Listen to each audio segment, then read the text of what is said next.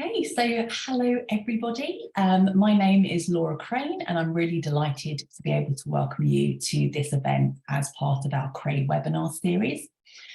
For those of you who are new to CRAE, and also as a refresher to those who are more familiar with us, CRAE is the Centre for Research in Autism and Education, which is based at University College London in the Faculty of Education and Society. And our CRAE team comprises a group of autistic and non-autistic staff and students.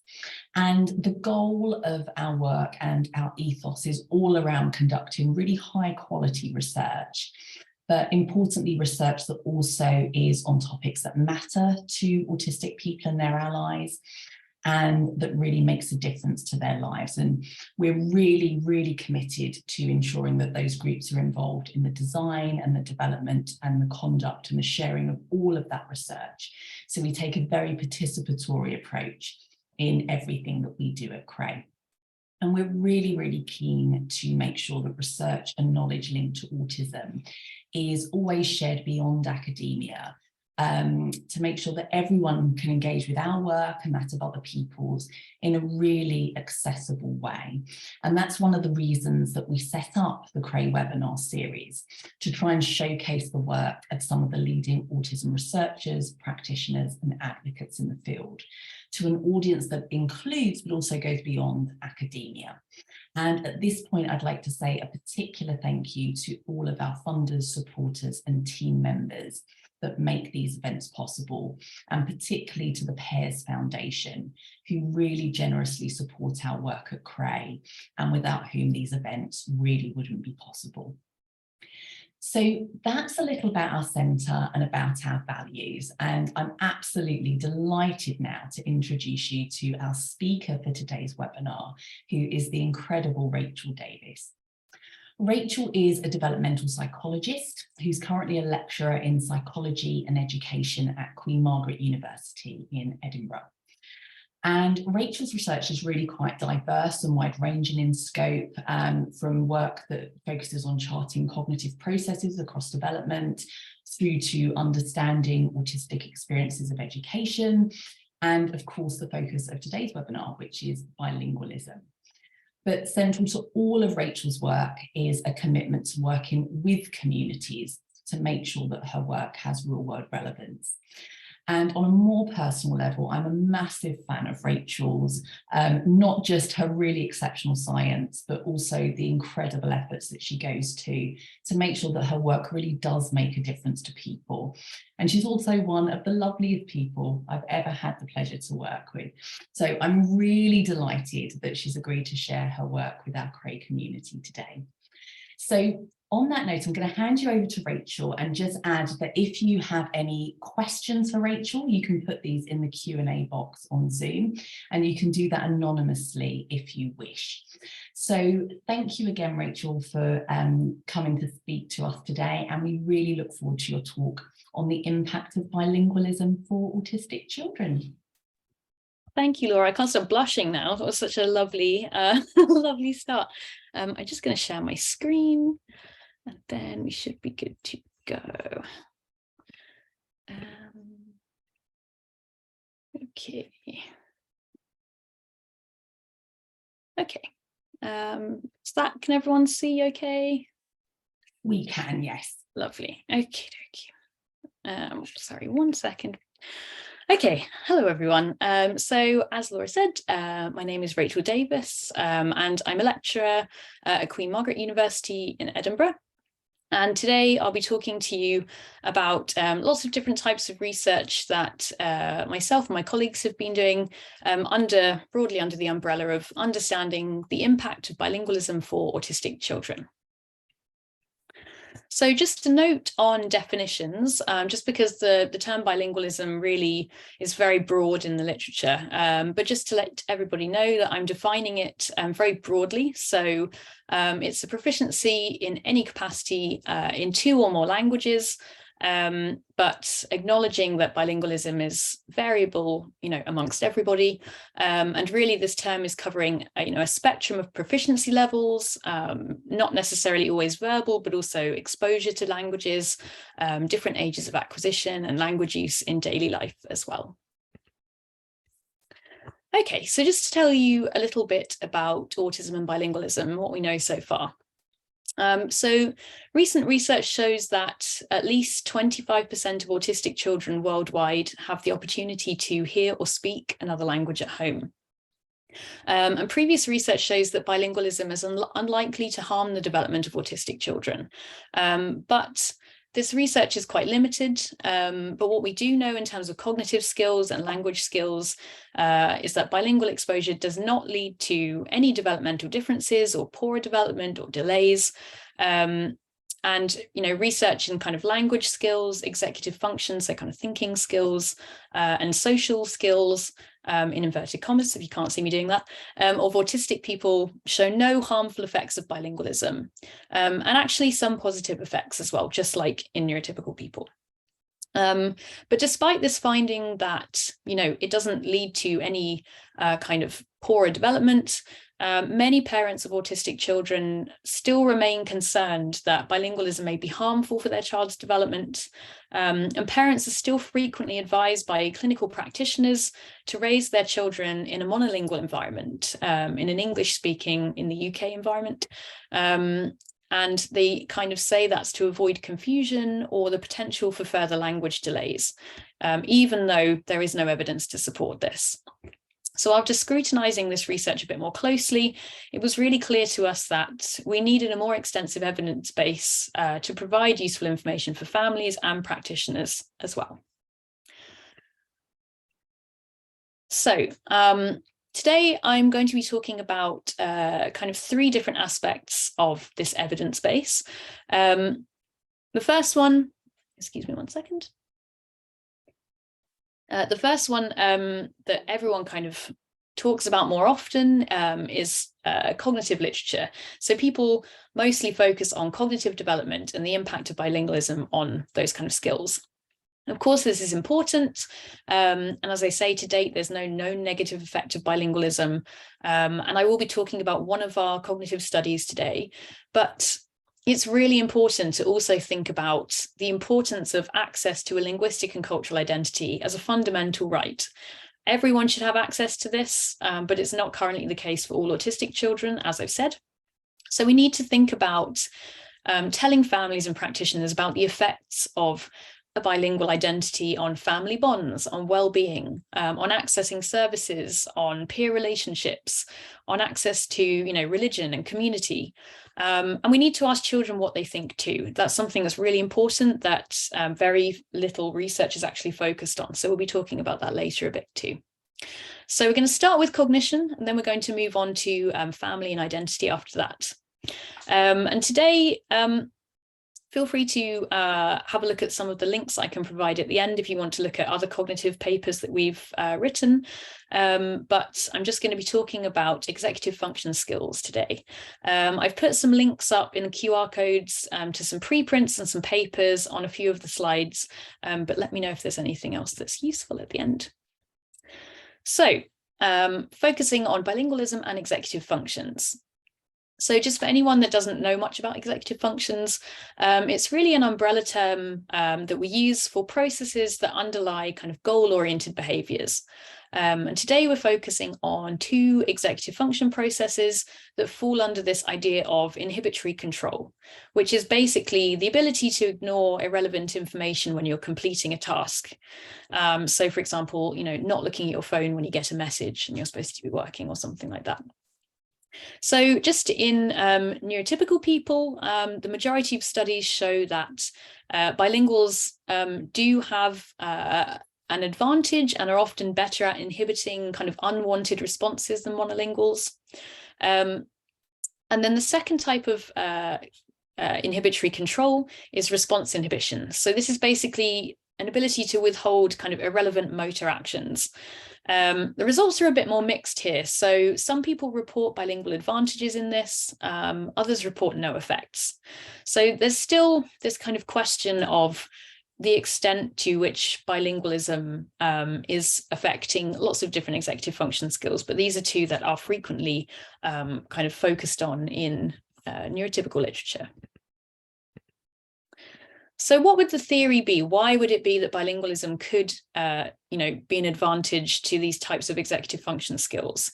So there's one kind of overarching theory that people have, and it's basically that bilingual people are kind of constantly overseeing opposing linguistic demands. So if they're talking to, a group of people, maybe half speak one language, half speak another language, and when they're selecting the correct grammar rules or the select language for, a time and a setting, they're suppressing one language to allow the activation of the other language. And so this kind of selection of appropriate languages is managed by a kind of executive control network. And so the theory that people have put forward is that bilinguals benefit from kind of regularly exercising that type of inhibitory control through language switching. So by switching languages, they're kind of able to exercise these sorts of skills. And so maybe that would make them better at, actually managing to kind of manage opposing information and kind of switch between processes more easily. Like I said, the research is mixed, and it's partly because some people believe that bilingualism could be having an effect on all inhibitory processes and the whole of that kind of domain in general, whereas other people think that maybe there are just specific parts of executive function skills that bilingualism could be supporting. So that's kind of another question that's out there. So what does this have to do with autism? Well, we know obviously that autism is a kind of diagnosed with relating to restrictive and repetitive interests, and this is something that's highly related to executive function skills. In terms of the two different types of inhibitory control that we're talking about, we know that autistic people may have difficulties in filtering attention sometimes and suppressing distracting information. And also the response inhibition and management of this is often seen to be more difficult for autistic people as well. And the idea is, linking this to bilingualism, if bilingualism can provide natural opportunities for practicing inhibitory control in non-autistic people, does it do the same in autistic people too? This sounds like a kind of obvious question and say, well, maybe of course it would be the same, but the fact is we don't actually know yet. And I think it's really important, again, to kind of dispel any myths that parents have and know for sure, even if there are no effects, but really show that there are no negative effects of bilingualism on these kind of skills. So that's kind of why we selected these areas of interest. So today I'm going to be talking about the interplay of bilingualism on executive function skills. So one study, which is our study, has looked at inhibitory control. This study was led by myself and colleagues at the University of Edinburgh, where actually most of this research was conducted when I was doing a postdoc there. And this is part of a much larger research study, actually looking at the impact of bilingualism on many facets of cognitive development. So I'll tell you a little bit about that in a minute more generally. But the research questions here are, what is the relationship between bilingual exposure and inhibitory control processes for autistic and non-autistic people? And will there be different types, differences between task types? So do we see support for distinct executive function mechanisms, or do we see support for a kind of general executive function mechanism if we do see benefits of bilingualism? So we have two tasks. We have one measuring interference control and one measuring response inhibition. And I'm going to go over the results of these separately. So just to tell you about our participants and what we were doing.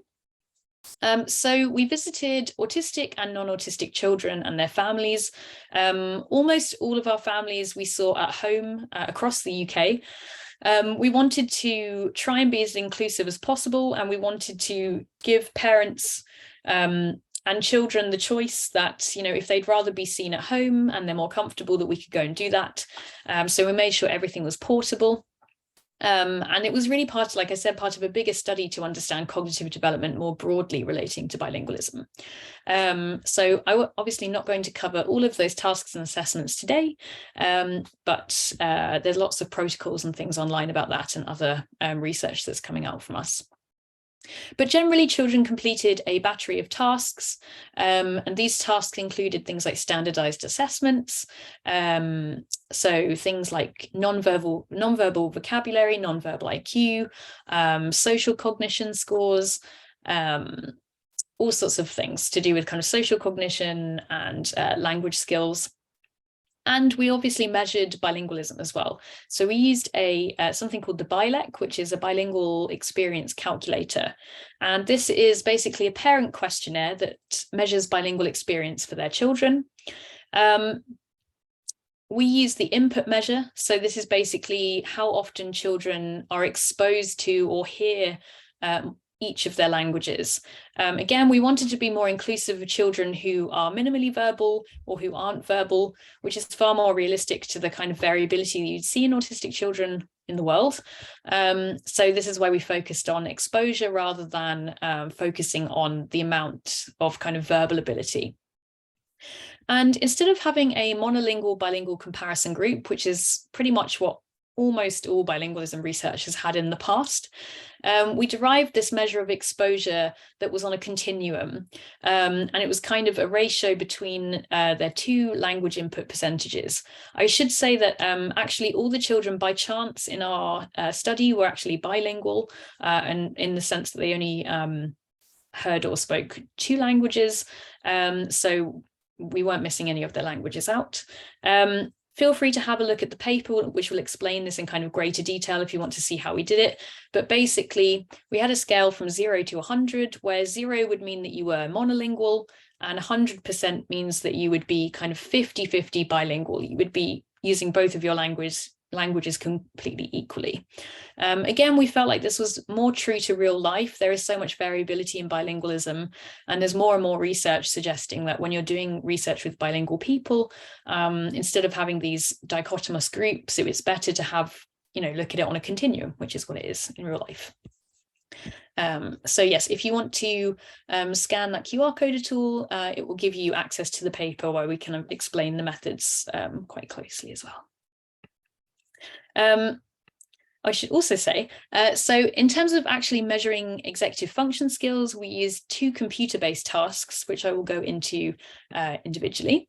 So the first of these is a very classic task called the flanker. This is the flanker child version, and this is measuring interference control.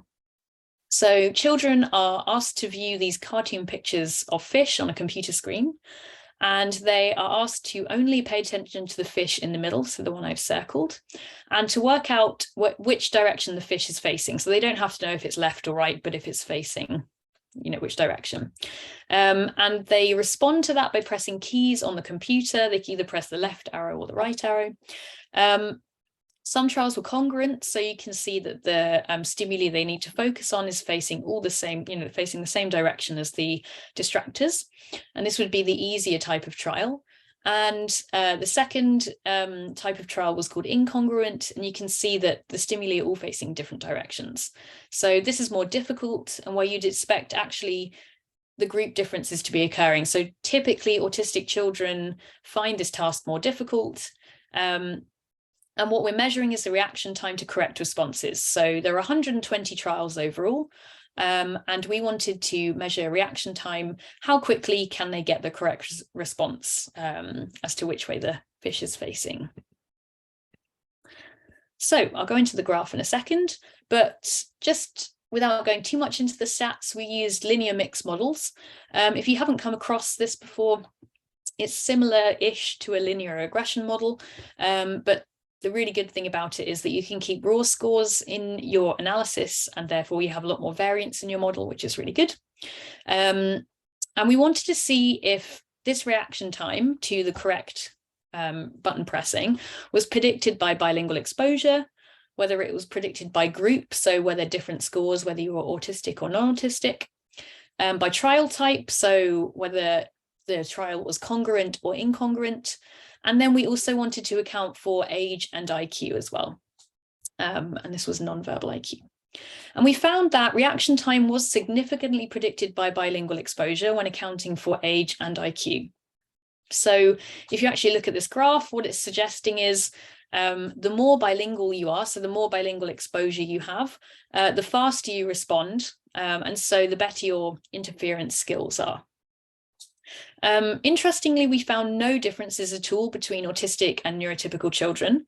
As you typically would, almost all of the literature has found that group difference, that neurotypical children are faster at responding. And we thought that was really interesting, and also probably suggested the possibility of, additional compensatory skills in autistic children with bilingual experience. And yeah, I think it was just really interesting. It's the same finding as research with non-autistic people, that bilingualism can create this advantage in interference control in both neurotypical and autistic groups. So the second task, looking at response inhibition. So this is the kind of motor inhibition task. We use something called the psychomotor vigilance task, which is also a very classic task. So basically, the task is asking participants to watch a blank screen, which is not the most exciting thing. And participants are told, don't do anything, don't press anything until a stimulus appears on the screen, which is like a little countdown clock you can see in green here. And as soon as they see that stimulus, they have to click the space bar as fast as possible, just hit the space button. If they respond when the screen is blank, then a too early sign comes up in red or something similar. And so what they're trying to do is trying to inhibit this button pressing when the screen is blank. And when you when you actually click at the right time, you get feedback on how fast you did it, and trying to keep the children's attention a little bit, because it's not the most exciting of tasks. And in this one, what we actually measured was the number of false starts. So how many times could the participant not inhibit this response? So how many times did they make these errors rather than reaction time? So just like with the interference control analysis, we ran a linear mixed effects model, and we wanted to see if the number of errors that children made could be predicted by their bilingual exposure. So here, no results up, because actually response inhibition was not predicted by bilingualism in either our autistic or non-autistic groups. It seemed to only be predicted by age and IQ. So the opposite to what we found with the other type of executive function skills. So what do we take this to mean? Well, we did find this tentative support for a bilingual advantage in inference control, but not in response inhibition. So it's the same as bilingual findings with non-autistic people, as we said earlier. But it also suggests that bilingualism could be influencing separate aspects of inhibitory control rather than inhibitory control more broadly. So it's contributing to that kind of theoretical question as well. Obviously, this is early days. One of the first studies to actually test autistic children in this way. So what are the next steps? Well, number one, we need to replicate these findings. We need to think about, different tasks. These aren't the most real world kind of relevant type of tasks. So thinking about things which maybe, link more to how children would be kind of reacting to things in the real world. Maybe also neuroscientific collaborations as well. So in all children, what are the neural underpinnings and what's the same in autistic and non-autistic bilinguals? So I've just spoken a tiny bit about cognitive research, because honestly, if I spoke about all of it, I would be here, keep you here all afternoon. But it joins the growing evidence base in the suggestion that there are no negative effects of exposure to date. And as I said, this is so important because children are being denied access to their linguistic and cultural identities because of unfounded concerns that parents and practitioners often have. But like I said, it's not just about cognitive effects. And so I want to talk about two qualitative studies that we've conducted. So one with speech and language practitioners who work with autistic bilingual children, and one ongoing study with autistic bilingual children and young people themselves to find out what they think about being both autistic and bilingual. So starting with the speech and language therapist study. So we know that children are sometimes being denied opportunities to access cultural, familial, community connections that come with being bilingual. And at the moment, there is very little evidence identifying the barriers to language learning and access, and really no research qualitatively addressing the perspectives of practitioners themselves, who are obviously crucial in supporting parents to make informed choices about bilingualism with their children. So the aim of the study was to understand the experiences of speech and language practitioners who work with autistic bilingual children and their families. And our questions really focused on better understanding the current barriers and potential facilitators to better practice. So we recruited 12 UK-based speech and language practitioners who all had significant experience working with autistic bilingual children in the UK. We conducted semi-structured interviews, and our questions focused on, like I said, attitudes and beliefs and barriers and facilitators to practice. Our questions, oh, I'm so sorry, my computer really likes skipping through my slides for a reason I'm not sure about. So, as I was saying, the questions for the interviews were developed by our research team and our stakeholder advisory board. I should say that everything that I'm talking about today has been co-created with our stakeholder advisory board. This group includes many different types of lived experience and expertise, so autistic multilingual adults, parents of autistic bilingual children, researchers, clinicians, speech and language therapists, and kind of many interplays around that as well. So everything that we have done has been kind of co-created, which I'm happy to talk about a bit later if you have any questions about that. Okay, so I'm going to talk about our analyses. So we conducted an inductive thematic analysis, and I'm going to talk about some of the different themes and sub-themes that we identified from the interviews. I can't cover them all, but they are all in the preprint that is available with the QR code. And they're on the slides if you want to have a close look. So the first theme that we had was professionals' experience with parents. And this had two separate sub-themes. Oh, I'm so sorry, it's going to keep doing this and I'm not sure why. I'm just going to end this and then try and re-share it again. Computer just goes rogue sometimes. Right, let's see if that works. Okay. Theme one. So practitioners identified two kind of central parental concerns that arose most frequently during consultations with parents who did have autistic bilingual children. So the first concern was whether growing up in a bilingual household would cause additional delays to their child's language or cognitive development. And the second was a kind of common misconception that if parents only spoke English to their children at home, that they would automatically start to see improvements in their children's language skills if their children did have, language delays.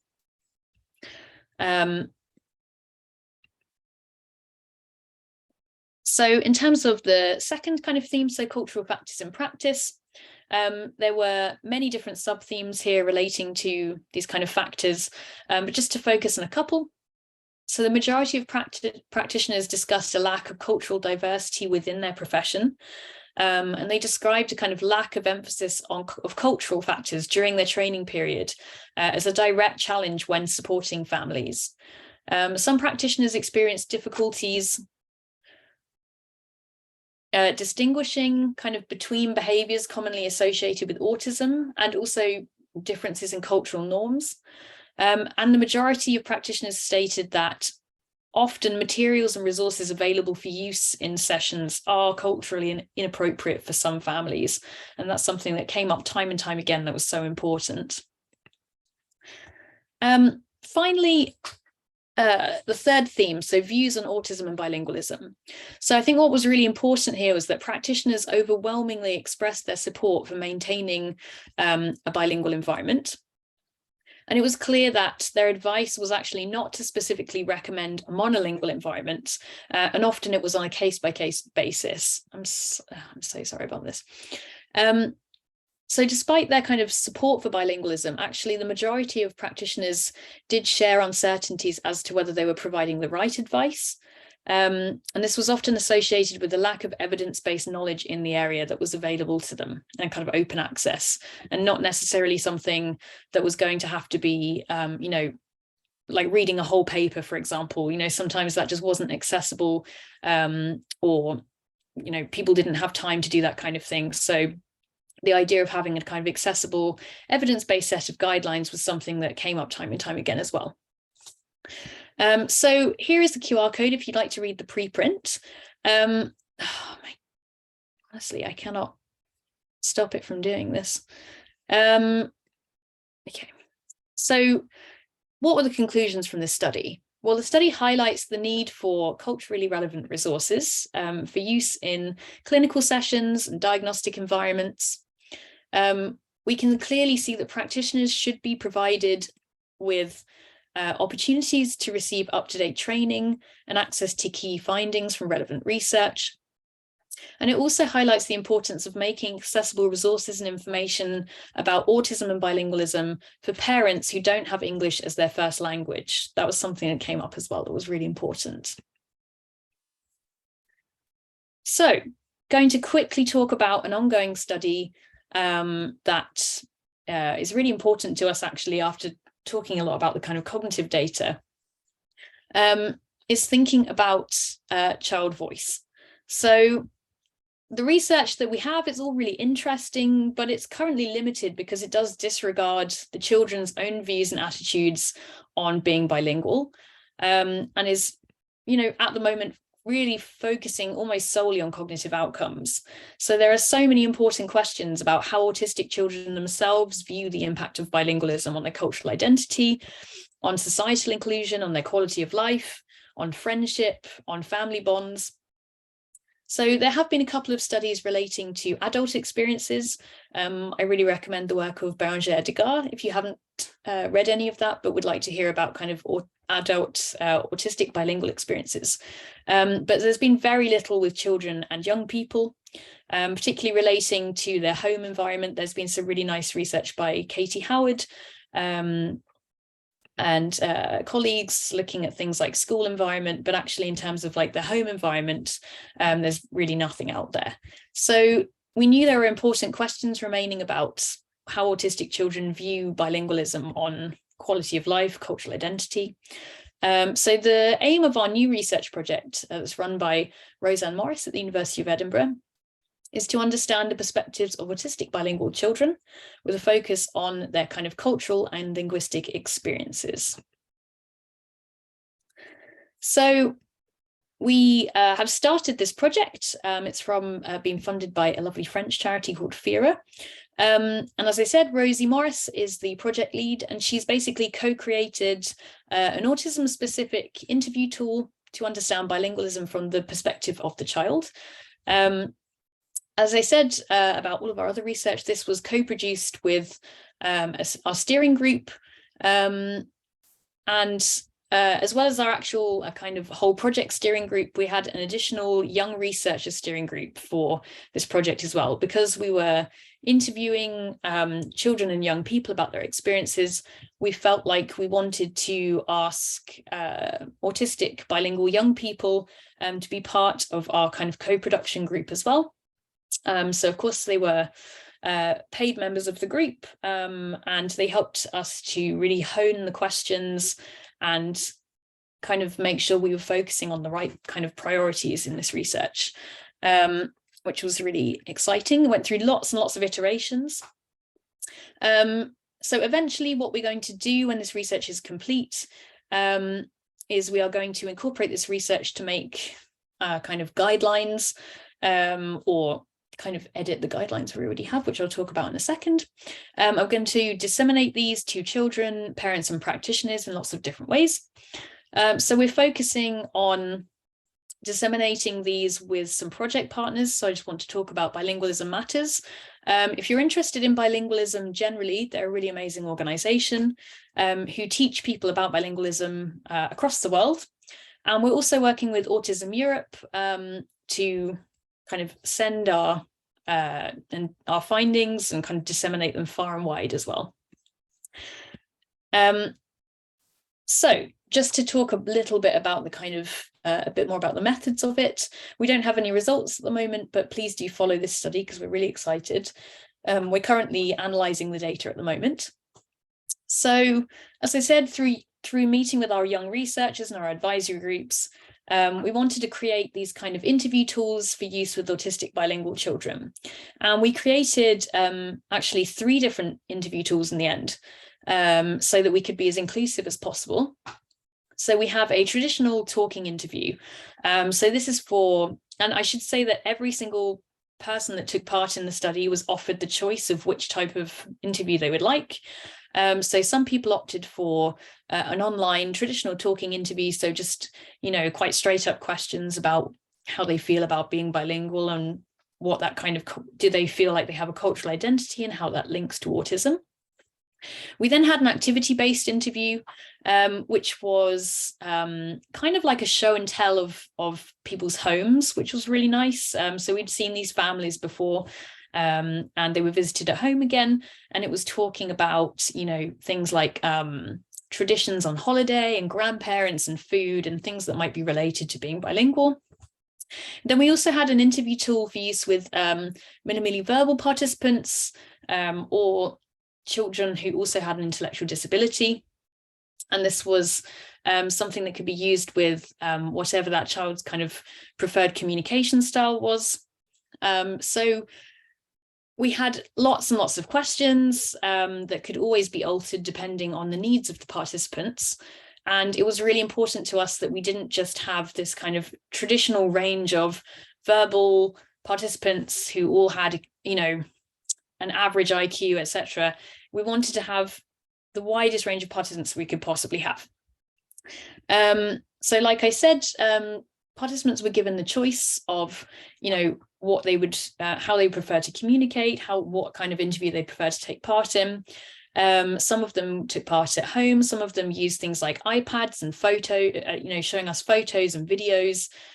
So we could kind of use those as discussion points rather than having this traditional interview. And now we're currently actually doing 2 different types of analysis on the data. So we had 10 participants who were, I would say, very verbal, and we're using a thematic analysis to actually analyze that data. And we're also using interpretive phenomenological analysis, so IPA analysis, on our four participants who were autistic but also had an intellectual disability. The reason why we're analysing them separately is because we felt as though we wanted to ensure that both sets of participants were heard in the data and that we actually managed to get everybody's voices across. And we felt like we didn't want we didn't want people's voices to get lost within that data.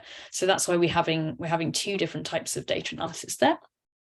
So this is currently being analysed, and we hope that this will be out as a preprint maybe by beginning of next year. So I think also just to point out that it's really important to us that we collaboratively disseminate our findings. So we want to present our findings in a way that minimizes stigma or harm, and we want to use findings to advance community priorities. We don't want to limit, our findings and our dissemination to scientific publications. I think that particularly for our research, it's more important for families and stakeholders to hear about it than probably other academic researchers. And so it's really important to us that we create kind of lay language briefs for non-academics, and that we have community partners who help us to disseminate information to everyone who wants to hear about it. So I'm just going to tell you a little bit about our kind of co-produced guidelines that we've got for people. So we wanted to provide kind of, like I said, accessible findings about our research and about the field in general. And this is basically a set of resources that are either online or printed. It's kind of like, in a nutshell, this is what our research shows about autism and bilingualism. And it's specifically, this one is for parents, but we also have guidelines for teachers and practitioners. Let me show you on the next page. So this is what they look like. So this is a paper-based version. And these guidelines have been translated for parents into 16 languages now. They're available online, they're open access. We're currently also just finishing an animated version of them as well, with narrations that will be translated into multiple languages. It was actually amazing. Within a couple of months, we'd already had, I think, something like 5,000 downloads, really lovely feedback.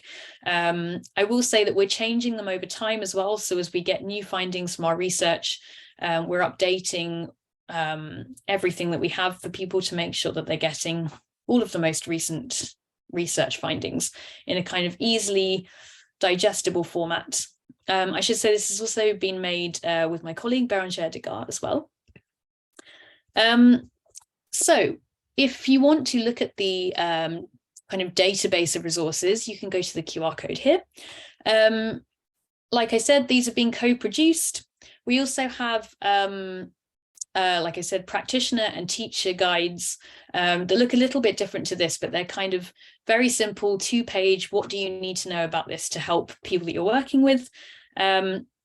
They're always being updated, and the practitioner guides have actually now been endorsed by the Royal College of Speech and Language Therapists as well. So please let me know if you'd like access to those, and I can send you, they're all open access, so I can send them to you as well. Just before I end, I just want to say thank you to everybody, particularly all the families who have spent so much time with us over the past 4 years. And this is just our advisory group as well, who are amazing, and our funders as well. Thank you so much. I'll stop sharing. There we go. Wonderful. Thank you so much, Rachel. That was such a brilliant talk. I think it was really lovely to see such really high quality, both experimental and more kind of exploratory research, but also that's so inclusive to such a broad range of autistic children and young people, and that importantly has such strong practical implications as well. And I think, you know, the leaflets and the way that you've been able to translate them into so many languages as well, it's just really lovely to see it have such kind of wide-reaching impact into the community. So thank you so much for sharing that with us today. I'm really excited about the new project in the co-production group as well. That looks fabulous. I know, I get excited about it all the time. Wonderful. If anyone has any questions for Rachel, please do feel free to put them in the Q&A box on Zoom, and we'll try to get through as many as we can. We have had one question come in, which is a point of clarification, I think, about the research on the link between executive function and bilingualism, which was just to confirm the age range of the children who took part in that research. Yes, that would have been useful, telling you about the age range. Yes, so we had quite a broad age range. I'm not going to lie, actually trying to recruit for this, trying to recruit autistic bilingual children in the UK was actually surprisingly tricky. So our age range was between 6 and 12 years, or 6 and 13 years maybe. We were originally trying to go for as young as possible, so maybe between kind of 5 and 8 years, but actually in the end we wanted to have more participants and more variability, so we ended up actually having a wider age range there. It's interesting. I do wonder if there are certain ages at which families may have particular concerns about speaking more than one language to children. I'm thinking particularly in those early years where children, you know, parents may notice for the first time that their children's language might be delayed or not developing at the rate at which they would expect. Have you, through your research, noticed anything like that? I think very anecdotally, I think that's what we've noticed as well. So I think there are many parents who are quite concerned at a younger age, you know, even if they're maybe even younger than we're actually, who are taking part in our research, but, you know, kind of 4 to 7 years-ish, you know, that kind of age range is quite typical, where parents may be concerned because maybe children do have, you know, language differences at that point that maybe seem concerning to them. But I would say also, you know, many bilingual children autistic or non-autistic also have differences in early language that go away very quickly. But, you know, many non-autistic parents are still quite concerned about bilingualism sometimes as well. I think it's also kind of intertwined with this worry that they should be speaking English, or, you know, the home country language in a different country, even if they're not confident speaking it. And I think it's this kind of concern that, you know, if they're speaking Spanish with their children at home, they're worrying that they're causing this kind of delay, when actually speaking in a language you're not confident in is going to have much more of an impact on your child, you know, than if you're speaking confidently with them and able to communicate well with them in the language that you know best. So brilliant, thank you. We've had another question come in from the wonderful Chloe Marshall, who says, apologies if she's missed this information, but is your research focused just on verbal autistic children, or are minimally verbal children included too? And yeah, if you could tell us about the kind of different work that you've been doing and which groups are included, that would be wonderful. Yes, so in in the cognitive work, the children definitely do not have to be verbal. We do have children who are minimally verbal. I think we had we were trying to be as unselective as possible. If children wanted to take part, we wanted to try and make sure that they could take part in at least some parts of the study. So everything we did, when we did lots of eye tracking, which I didn't talk about today, but all of those tasks were what we call free viewing. So it means that children are just kind of looking at what they're interested in on the screen. We tried to make things as kind of, nothing we did required verbal responses. And it was really important to us that we were focusing more on bilingual exposure rather than focusing on how well they can speak one or two languages. So I think overall we had maybe, it was quite a large percentage for us. I mean, it was maybe about 15% of participants were minimally verbal. And some participants also had an intellectual disability. I know that's a completely different thing, but just in case you're interested. And then in terms of our study that we're doing at the moment with kind of interviews, so again, we had 3 participants who were minimally verbal, and, you know, taking part in what we're calling an interview in non-verbal ways, typing and that kind of thing. And the rest of our group were verbal. But we did try as far as we could to include everybody that wanted to take part. Which is wonderful, because we know that that's a huge issue in autism research, in terms of a lot of our knowledge being around quite a niche subsample of autistic people. So it's really nice to see some efforts to try to broaden that out there. There's a lot of interest in your leaflets. Yes, I can put them here as available in different languages. So I'm not sure exactly. I know you've got quite a few languages. We're particularly interested in Portuguese and Irish within our audience today. Do you have leaflets in those languages, or are you able to give us a kind of run through of what you've got at the moment, if you've got it to hand? Yes, I can. Hold on, let me just, I feel like in my anxiety I'm going to forget them all. Okay, I can run through them very quickly if that's useful. And we're always trying to, so we definitely have plans for Irish. That's something that we've been asked about before, and Portuguese actually. So we currently have Arabic, Bengali, Chinese, I think that's Mandarin Chinese, English, French, Greek, Polish, Punjabi, Romanian, Scottish Gaelic, Somali, Spanish, Turkish, Ukrainian, Urdu, and Welsh. But we are always trying to improve on them, and also put more languages in if needed as well.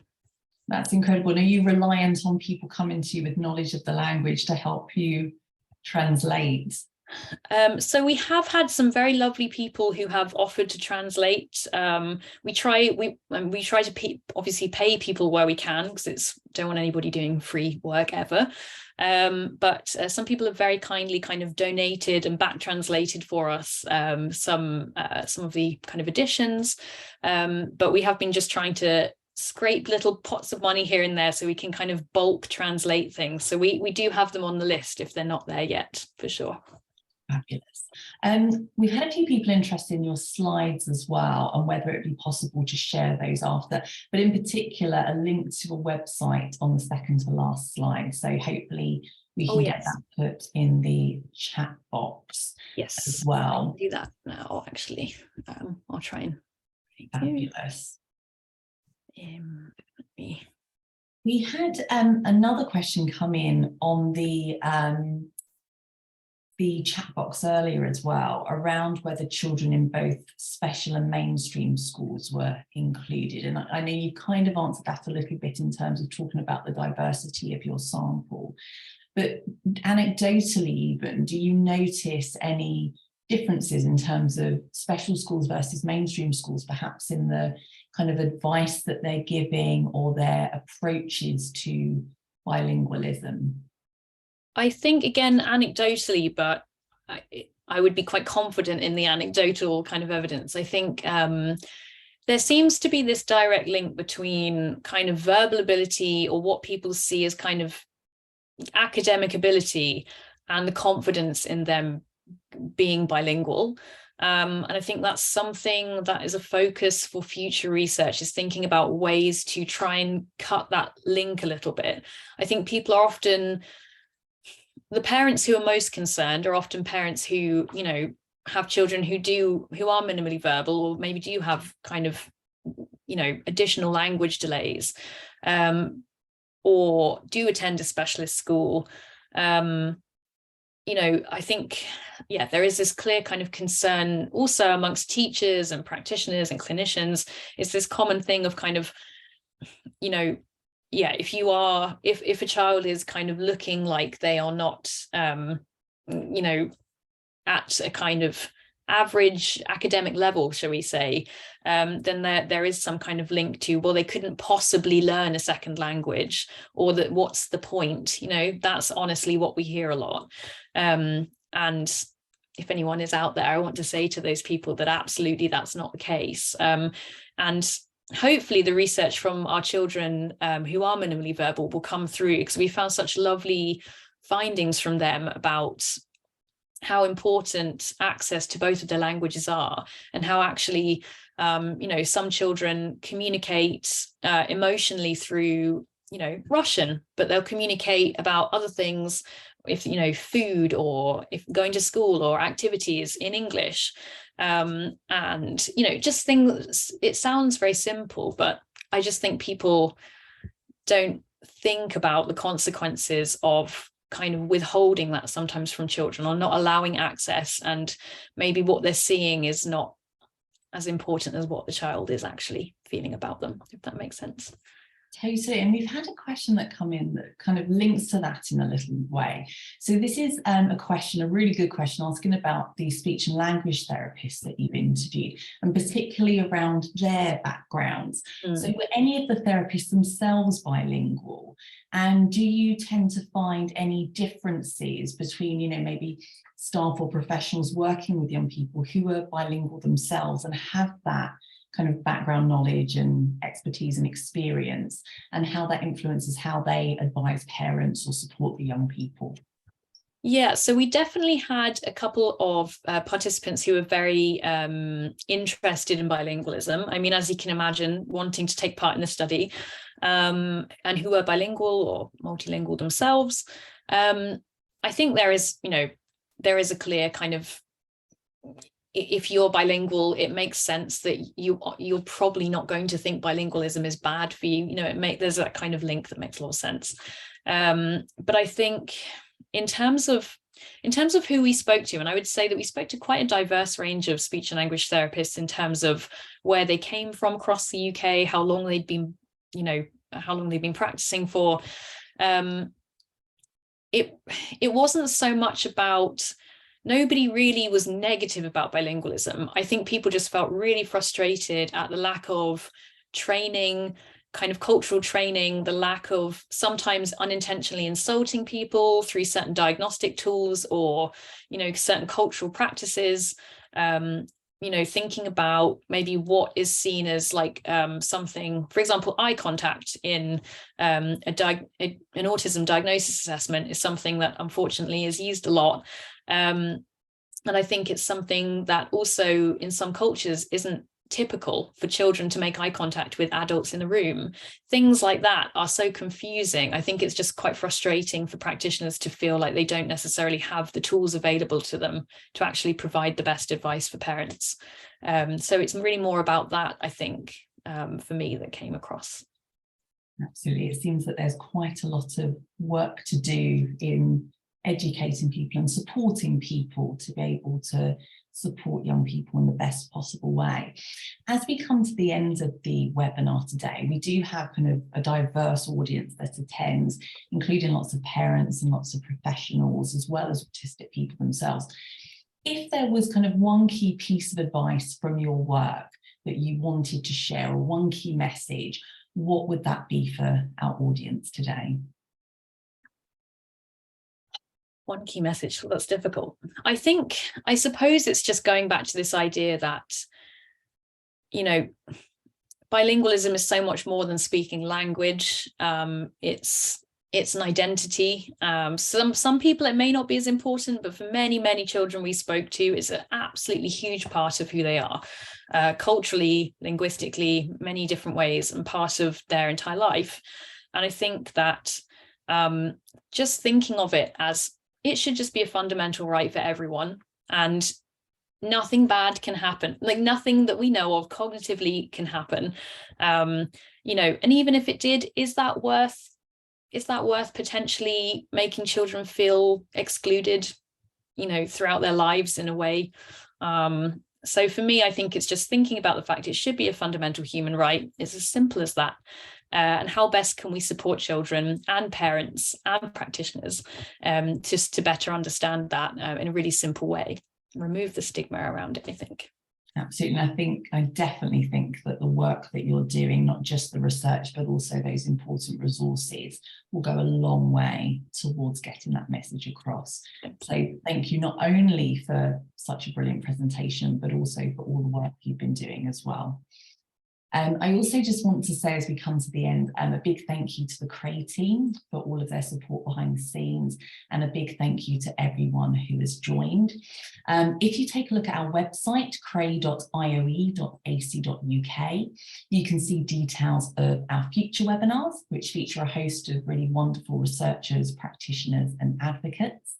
We don't have a webinar in January, but we are delighted to be able to showcase the work of one of our very own in February, when we welcome the wonderful Brian Irvin, who will be talking about specialist autism mentoring in UK higher education institutions.